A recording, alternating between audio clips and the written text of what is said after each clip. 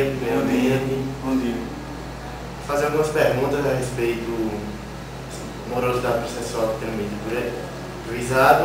A primeira delas é se existe uma tendência da motorização do princípio da insignificância para diminuir a quantidade de processos e, consequentemente, combater a morosidade processual.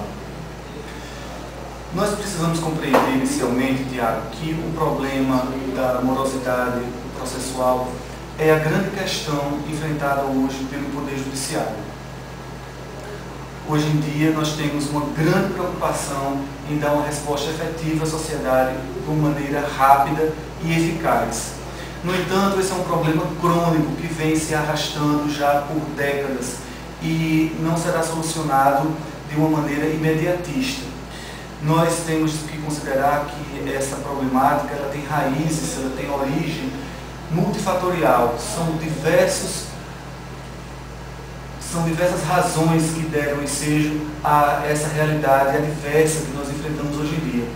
No entanto, o princípio da insignificância ele não é utilizado como um mecanismo de aceleração dos processos ou como um mecanismo de encerramento dos processos de uma maneira prematura, porque isso seria até vamos dizer assim, uma utilização leviana e irresponsável de um princípio que não tem uma adequação larga, uma adequação extensa e é utilizado em casos específicos.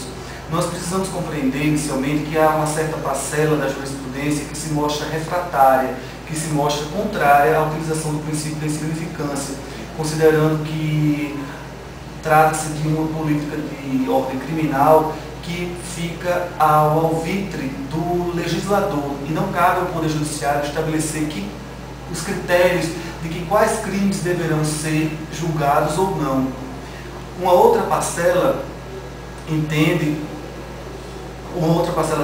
da jurisprudência dos nossos tribunais entende que o princípio da insignificância tem sua valia, tem a sua utilidade e deve ser manejado pelos magistrados com o objetivo de evitar a perpetuação, vamos dizer assim, a longevidade de uma demanda criminal, quando, na verdade, o bem tutelado não tem maior repercussão na esfera do patrimônio do sujeito passivo do delito, da possível vítima.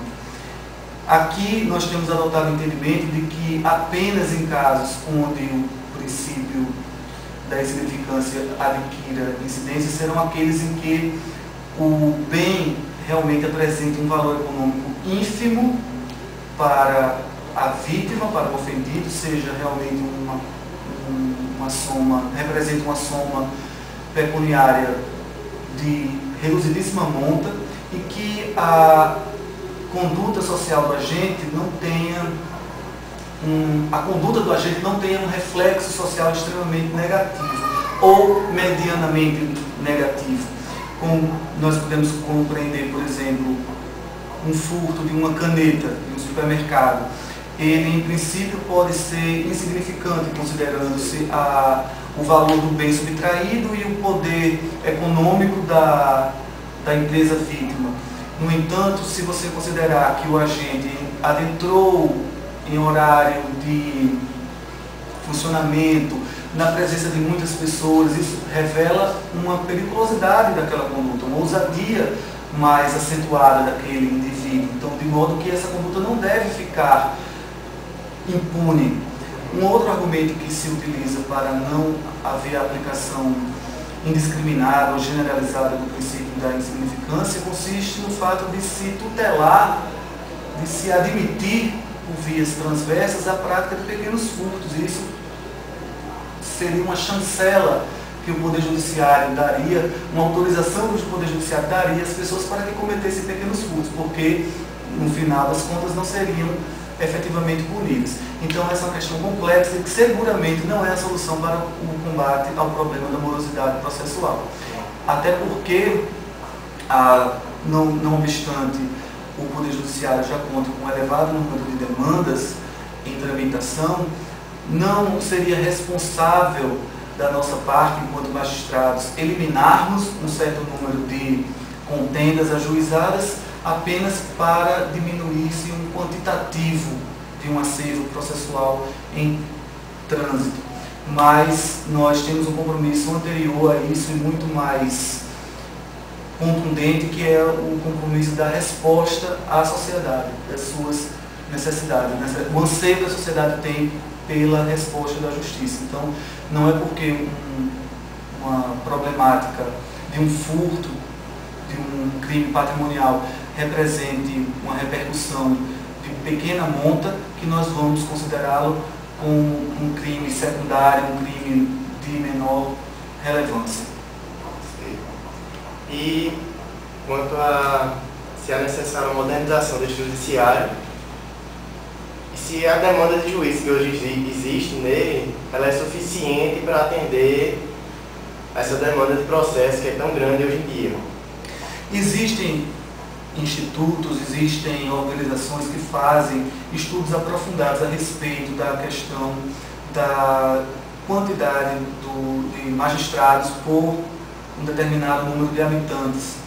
No Brasil, parece-me que, segundo dados estatísticos revelados recentemente, há um certo déficit de magistrados, porque realmente temos um número significativo de demandas de tramitação e um número incompatível de magistrados para fazer face a esse volume de processos que necessitam de impulso.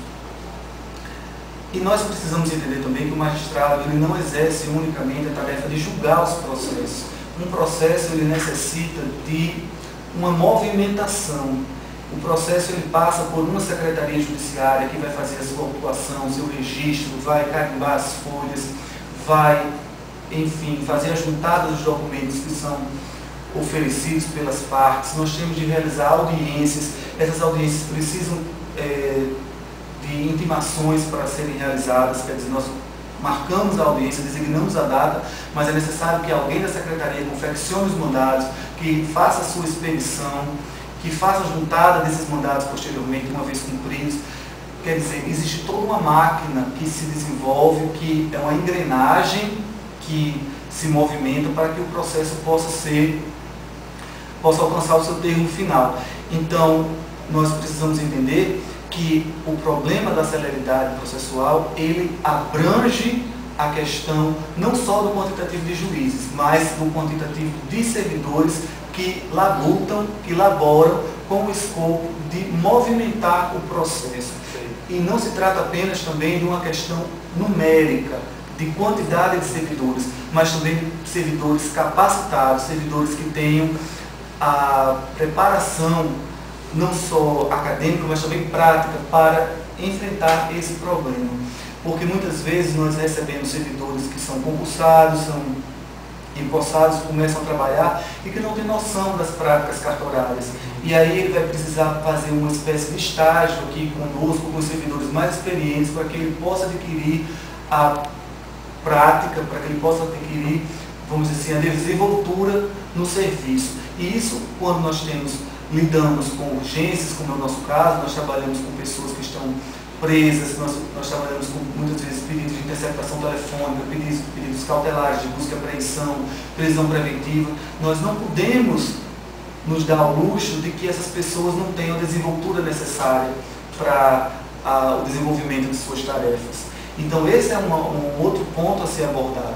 É importante que a sociedade como um todo compreenda que a justiça não tem um problema estanque, é um conjunto de problemas que precisam ser enfocados de uma maneira simultânea para que a celeridade processual possa acontecer.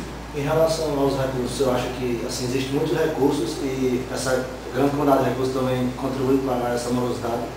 Essa é uma grande discussão que existe hoje em dia.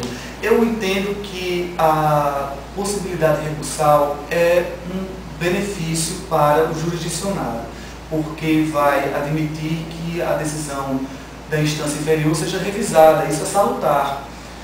Até porque nós sabemos que o princípio da recorribilidade ele se funda justamente na falibilidade do julgador, né, do seu caráter humano, da sua possibilidade de realmente dar uma interpretação equivocada. E que o órgão revisor vai ser composto por um colegiado, vai ser composto por pessoas mais experimentadas, pessoas que têm mais vivência